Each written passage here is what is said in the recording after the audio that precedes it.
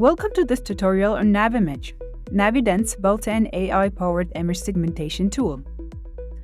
Navimage helps enhance diagnosis, improve case presentation, and support surgical navigation around vital anatomical structure. In the Navident software, click on Import CT in the top left corner. Select your case and click Import and Load. If the CBCT scan was taken using NaviTray, the software will automatically detect and select the appropriate arch.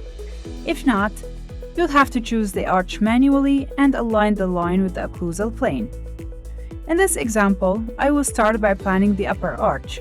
Begin by drawing the curve as you normally would and click Done. Navimage will now automatically begin the segmentation process. You'll see its progress on the lower left side of the screen. This typically takes less than a minute. Since we selected the upper arch, you'll now see clear segmentation of the upper jaw, maxillary sinuses, teeth, and roots. Using your mouse, double-click on the 3D view to access full view. You can zoom in and out by scrolling with your mouse, or left-click and drag to move the image freely in different directions. On the left side, you can use the icons to change image settings. For example, add the opposing jaw for a full view, or change the background color. There are also additional icons here to explore.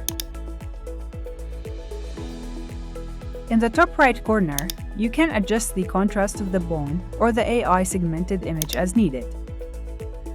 The icons in the lower right side allow you to change views. For example, front, bottom, or side view, or rotate the image for full visualization.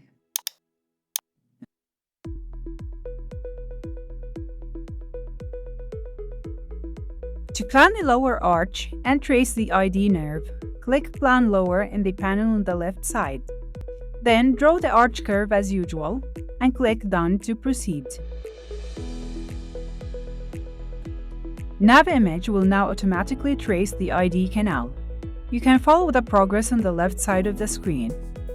Once the process is complete, the segmented lower jaw will appear. Double-click to expand into full view. To mark the ID canal, click on Nerves option in the panel. The canal will appear in multiple views, automatically traced by AI. Review the tracing carefully.